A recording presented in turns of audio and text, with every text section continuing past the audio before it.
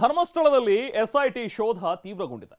ನಿನ್ನೆಯಷ್ಟೇ ದೂರುದಾರ ತೋರಿಸಿದಂತಹ ಪಾಯಿಂಟ್ಗಳ ಪೈಕಿ 6ನೇ ಪಾಯಿಂಟ್ನಲ್ಲಿ ಮನುಷ್ಯರ ಮೂಳೆ ತಲೆಬುರುಡೆಯ ಭಾಗ ಸಿಕ್ಕಿತ್ತು. ಇವತ್ತು 7 ಮತ್ತು 8ನೇ ಪಾಯಿಂಟ್ನಲ್ಲಿ ಅಂದ್ರೆ 2 ಕಡೆ ಶೋಧ ನಡೆಸಲಾಗಿದೆ. ಹಾಗಾದ್ರೆ ಇವತ್ತಾಗಿದ್ದೇನು? ಇದರ ಬಗ್ಗೆ ಒಂದು ಕಂಪ್ಲೀಟ್ ರಿಪೋರ್ಟ್ ಇದೆ, ಬನ್ನಿ ನೋಡೋಣ.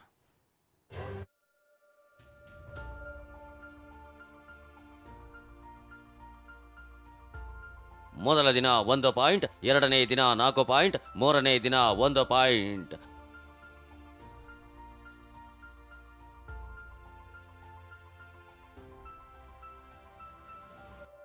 ಆರನೇ ಪಾಯಿಂಟ್ನಲ್ಲಿ ಶೋಧದ ವೇಳೆ ಸಿಕ್ಕಿತ್ತು ಮನುಷ್ಯನ ತಲೆಬುರುಡೆ ಭಾಗ ಮತ್ತು ಮೂಳೆ.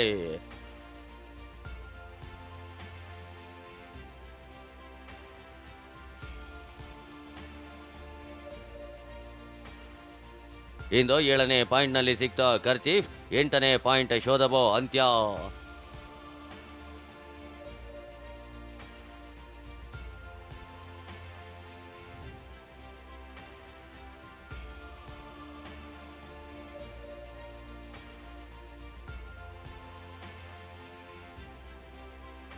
ಒಂದು, 2, 3, 4 ಅಂತ ದೂರುದಾರ ಗುರುತಿಸಿದ ಸ್ಥಳದಲ್ಲಿ ಶೋಧ ನಡೀತಾನೇ ಇದೆ. ಧರ್ಮಸ್ಥಳದಲ್ಲಿ 106 ಶವಗಳನ್ನು ಹೂತಿಟ್ಟ ಪ್ರಕರಣದ ತನಿಖೆ ನಡೆಸ್ತಾ ಇರೋ ಎಸ್ಐಟಿ ಇಂದು ಮತ್ತಷ್ಟು ಶೋಧ ಕಾರ್ಯ ನಡೆಸಿತ್ತು.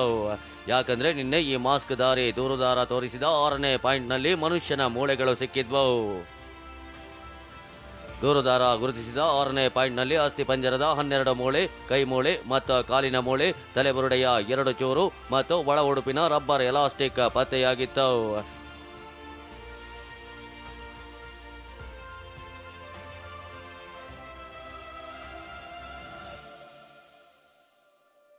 ಹೀಗಾಗಿ ಇಂದು ಸಹ 6ನೇ ಪಾಯಿಂಟ್ನಲ್ಲೇ ಮತ್ತೆ ಶೋಧ ಕಾರ್ಯ ನಡೆಸಬಹುದು ಎಂದುಕೊಳ್ಳಲಾಗಿತ್ತು. ಆದರೆ 6ನೇ ಪಾಯಿಂಟ್ ಪಕ್ಕದಲ್ಲಿ 7ನೇ ಪಾಯಿಂಟ್ ಇದ್ದಿದ್ದರಿಂದ ಮೊದಲು 7ನೇ ಪಾಯಿಂಟ್ ತೆಗೆದು ಅಲ್ಲೇನಾದರೂ ಸಿಕ್ಕಿದ್ರೆ 6ನೇ ಪಾಯಿಂಟ್ನಲ್ಲಿ ಶೋಧ ಮುಂದುವರೆಸಲು ಎಸ್ಐಟಿ ಪ್ಲಾನ್ ಮಾಡಿತ್ತು. ಸದ್ಯಕ್ಕೆ 6ನೇ ಪಾಯಿಂಟ್ ಏನಿತ್ತು, 6ನೇ ಪಾಯಿಂಟಲ್ಲಿ ಉತ್ಖನನ ಮಾಡಬೇಕಾ ಬೇಡವಾ ಅನ್ನೋ ಚರ್ಚೆಗಳು ನಡೀತಾ ಇತ್ತು. ಅದು ಈಗ ಸದ್ಯಕ್ಕೆ ಆ ಒಂದು ಪ್ರಸ್ತಾಪವನ್ನು ಕೈಬಿಟ್ಟಿದ್ದಾರೆ. 6ನೇ ಪಾಯಿಂಟ್ನಲ್ಲಿ ಈಗ ಯಾವುದೇ ರೀತಿ ಉತ್ಖನನವನ್ನು ಮುಂದುವರಿಸೋದಿಲ್ಲ, ಅದ್ರ ಬದಲಿಗೆ 7ನೇ ಪಾಯಿಂಟಿಗೆ ಹೋಗ್ತಾರೆ. ಇಲ್ಲಿ ನೋಡ್ಬೋದಾಗಿದೆ 7ನೇ ಪಾಯಿಂಟ್, ನಾನೇ ಇದೊಂದು ನೇತ್ರಾವತಿ ನದಿ ನೋಡ್ಬೋದು. ಸೊ ನೇತ್ರಾವತಿ ನದಿ ಮೇಲ್ಗಡೆ ಬ್ರಿಡ್ಜ್, ಸೊ ಅದರ ಸಮೀಪದಲ್ಲೇ ಇರುವಂತಹ ಪಾಯಿಂಟ್, ಆ ಬ್ರಿಡ್ಜ್ನ ಲಾಸ್ಟ್ ಭಾಗ ಏನು ಕಾಣ್ತಾ ಇದೆ ಅದು 8ನೇ ಪಾಯಿಂಟು. ಅದರ ಪಕ್ಕದಲ್ಲಿ ಹಾಗೆ ನೆಡ್ಕೊಂಡು ಬಂದರೆ ಏನು ನಮ್ಮ ಕ್ಯಾಮ್ರಾಮನ್ ಅಲ್ಲಿ ಟರ್ನ್ ಮಾಡ್ತಾ ಇದ್ದಾರೆ, ಸೊ ಆ ಒಂದು ಜಾಗ ನೋಡ್ಬೋದಾಗಿದೆ. ಆ ಜಾಗವೇ 7ನೇ ಪಾಯಿಂಟ್ ಆಗಿರುವಂಥದ್ದು. ಸೊ ಆ ಒಂದು 7ನೇ ಪಾಯಿಂಟ್ ಏನಿದೆ, 7ನೇ ಪಾಯಿಂಟಲ್ಲಿ ಇವತ್ತು ಈ ಒಂದು ಉತ್ಖನನ ಕ್ರಿಯೆಯನ್ನು ಆರಂಭಿಸುವಂಥದ್ದು.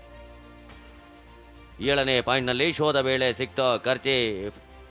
ಇಂದು ಎಸ್ಐಟಿ ಅಧಿಕಾರಿಗಳು ಕಾರ್ಮಿಕರನ್ನ ಬಳಸಿ ನೇತ್ರಾವತಿ ನದಿ ತೀರದಲ್ಲಿ ದೂರುದಾರ ಗುರುತಿಸಿದ್ದ 7ನೇ ಪಾಯಿಂಟ್ನಲ್ಲಿ ಶೋಧ ಆರಂಭಿಸಿದ್ರು. ಶೋಧದ ವೇಳೆ ಬಿಗಿ ಭದ್ರತೆಯನ್ನ ಮಾಡಲಾಗಿತ್ತು. ನೇತ್ರಾವತಿ ಸೇತುವೆಯ ಮೇಲ್ಭಾಗದಲ್ಲಿ ಇಲ್ಲಿಂದ ಆ 7ನೇ ಪಾಯಿಂಟ್ ಅನ್ನು ತೋರಿಸೋದಾದ್ರೆ ಗಮನಿಸಬಹುದು, ಪ್ರಮುಖವಾಗಿ ಇವತ್ತಿನ ಈ ಒಂದು ಉತ್ಖನನ ಕಾರ್ಯಾಚರಣೆಯಿಂದ ಸಂಪೂರ್ಣವಾಗಿ ಗೌಪ್ಯತೆಯನ್ನು ಕಾಪಾಡಿಕೊಳ್ಳಲಾಗಿದೆ. ಸುತ್ತಲೂ ಅಂದ್ರೆ ಅಲ್ಲಿ ಉತ್ಖನನ ಆರಂಭ ಮಾಡೋದಕ್ಕೆ ಮೊದಲೇ ಅಲ್ಲಿ ಪರದೆಯನ್ನು ಕಟ್ಟಿದ್ರು. ಗಮನಿಸಬಹುದು, ಒಂದು ಹಸಿರಾದ ಪರದೆಯನ್ನು ಸುತ್ತಲೂ ಹಾಕಿರ್ತಕ್ಕಂಥದ್ದು. ಸೊ ಒಳಭಾಗದಲ್ಲಿ ಏನಾಗ್ತದೆ ಅನ್ನುವಂಥ ಮಾಹಿತಿ ಹೊರಭಾಗಕ್ಕೆ ಗೊತ್ತಾಗಬಾರ್ದು ಅಂತೇಳಿ.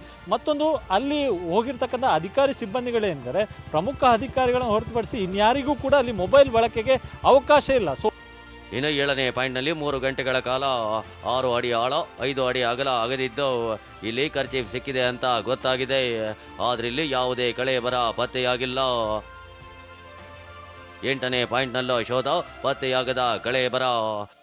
ಇನ್ನು 7ನೇ ಪಾಯಿಂಟ್ ಹತ್ತಿರದಲ್ಲಿ 8ನೇ ಪಾಯಿಂಟ್ ಕೂಡ ಆಗಿದ್ದು 8ನೇ ಪಾಯಿಂಟ್ನನ್ನು ಅಗಿಯೋ ಕೆಲಸ ಮಾಡಲಾಯಿತು. ಆದರೆ ಇಲ್ಲೂ ಕೂಡ ಯಾವುದೇ ಕಳೆ ಬರವಾಗ್ಲಿ ಮೂಳೆಯಾಗ್ಲಿ ಸಿಕ್ಕಿಲ್ಲ.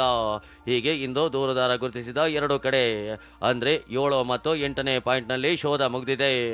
ದೂರುದಾರ ಒಟ್ಟು 13 ಸ್ಥಳಗಳನ್ನು ಗುರುತಿಸಿದ್ದು ಇನ್ನು 5 ಪಾಯಿಂಟ್ನಲ್ಲಿ ನಾಳೆಯಿಂದ ಮತ್ತೆ ಶೋಧ ಮುಂದುವರಿಯಲಿದೆ. ಗೃಹ ಸಚಿವ ಪರಮೇಶ್ವರ್ ಭೇಟಿಯಾದ ಎಸ್ಐಟಿ ಮುಖ್ಯಸ್ಥ ಪ್ರಣಬ್ ಮೊಹಾಂತಿ. ಒಂದ್ ಕಡೆ ಧರ್ಮಸ್ಥಳದ ನೇತ್ರಾವತಿ ತೀರದಲ್ಲಿ ಎಸ್ಐಟಿ ಅಧಿಕಾರಿಗಳು ಶೋಧ ಮುಂದುವರೆಸಿದ್ರೆ, ಇವತ್ತು ಎಸ್ಐಟಿ ಮುಖ್ಯಸ್ಥ ಪ್ರಣಬ್ ಮೊಹಾಂತಿ ಗೃಹ ಸಚಿವ ಪರಮೇಶ್ವರನ್ನ ಭೇಟಿ ಮಾಡಿ ತನಿಖೆ ಬಗ್ಗೆ ಇಂಚಿಂಚು ಮಾಹಿತಿ ಕೊಟ್ಟರು. ಮತ್ತೊಂದು ಕಡೆ ಕೇಂದ್ರ ಸೇವಾ ಪಟ್ಟಿಯಲ್ಲಿ ಪ್ರಣಬ್ ಮೊಹಾಂತಿ ಹೆಸರು ಪ್ರಕಟವಾಗಿದೆ. ಇದರ ಬಗ್ಗೆಯೂ ಚರ್ಚೆ ಮಾಡಲಾಯಿತು. ಇದಾರಲ್ಲ ಈಗ ಅವರು ಹೊರಗಡೆ ಹೋಗೋ ಪ್ರಶ್ನೆ ಎಲ್ಲಿ ಬಂದಿದೆ? ಈಗ ನಾವು ಸರ್ಕಾರದಲ್ಲಿ ಏನಾದರೂ ಅವ್ರು ಕರೆದಿದ್ದಾರೆ, ನಾವು ಕಳಿಸ್ತಾ ಇದ್ದೀವಿ ಅಂತ ಆ ಪ್ರಾಸೆಸ್ ಆಗಿಲ್ಲ.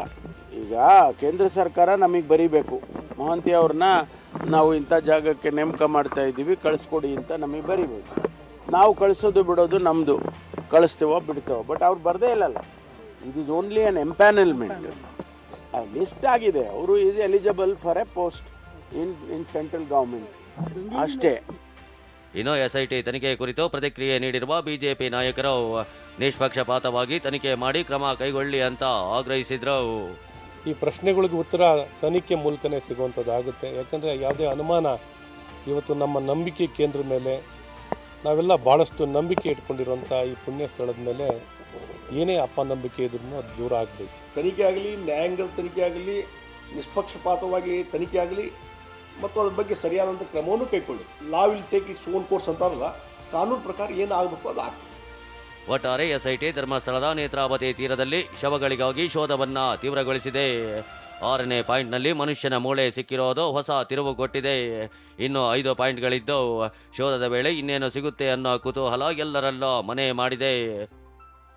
ಪೃಥ್ವಿರಾಜ್ ಜೊತೆ ಅಶೋಕ್, TV9 ಧರ್ಮಸ್ಥಳ.